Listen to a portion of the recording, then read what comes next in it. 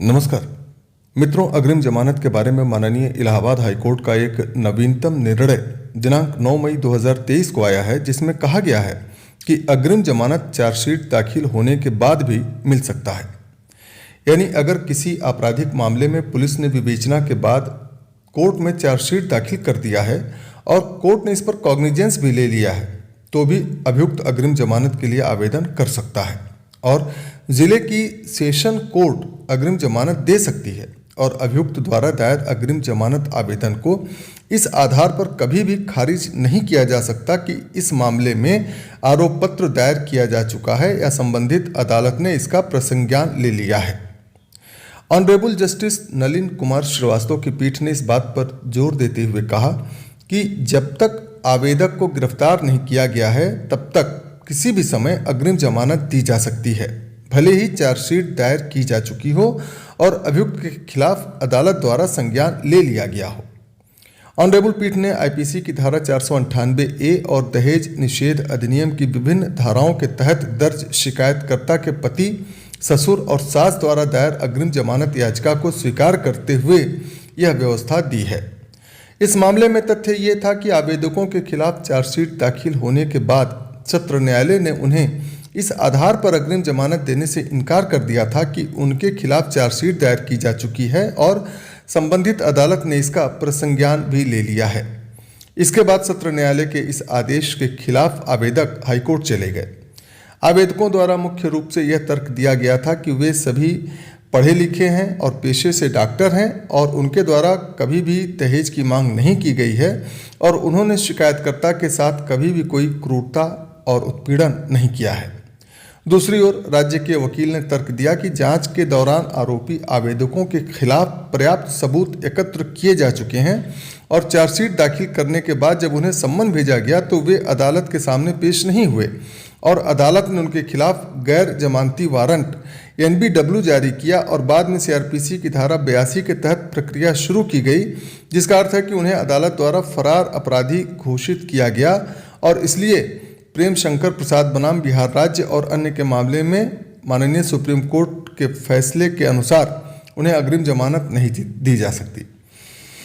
इसका जवाब देते हुए आवेदकों के वकील ने यह तर्क दिया कि उनकी ओर से अग्रिम जमानत याचिका CRPC की धारा 82 के तहत उद्घोषणा जारी होने से पहले दायर की गई थी और इसलिए मनीष यादव बनाम यूपी राज्य के मामले में इलाहाबाद हाईकोर्ट के फैसले के मद्देनजर अग्रिम जमानत याचिका सुनवाई योग्य है। दोनों पक्षों की दलीलें सुनने के बाद माननीय कोर्ट ने माना कि आवेदक हाईकोर्ट के समक्ष अग्रिम जमानत के लिए अपना आवेदन करते समय फरार घोषित अपराधी नहीं थे और इसलिए प्रेम शंकर प्रसाद के मामले में सुप्रीम कोर्ट द्वारा लगाई गई रोक इस मामले में लागू नहीं होती है। अदालत ने आगे कहा कि उन्हें गिरफ्तारी से पहले जमानत देना उचित है क्योंकि कथित अपराध में 7 साल की अधिकतम अवधि के कारावास का दंड का प्रावधान है और आवेदक जांच के दौरान पुलिस का सहयोग करते रहे हैं और रिकॉर्ड में ऐसा कुछ भी अन्यथा दिखाने के लिए नहीं है जो इनके खिलाफ जाता हो। इस मामले पर अदालत ने सत्र न्यायालय के उस आदेश पर आश्चर्य व्यक्त किया जिसमें आवेदकों को चार्जशीट दाखिल करने और अदालत द्वारा उस पर प्रसंज्ञान लेते हुए एक आदेश पारित करने के आधार पर अग्रिम जमानत देने से इनकार कर दिया गया था।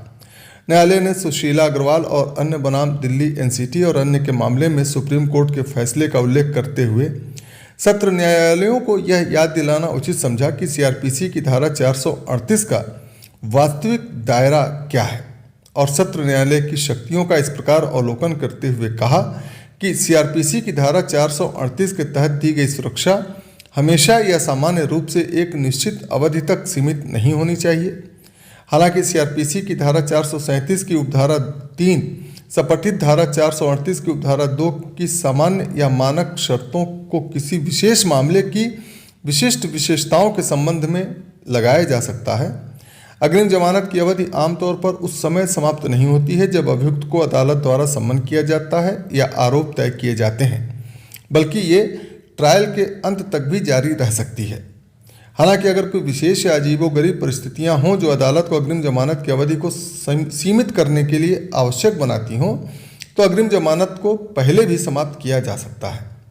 इसके अलावा माननीय कोर्ट ने भरत चौधरी बनाम बिहार राज्य के मामले में शीर्ष अदालत के फैसले का भी उल्लेख किया, जिसमें यह विशेष रूप से कहा गया था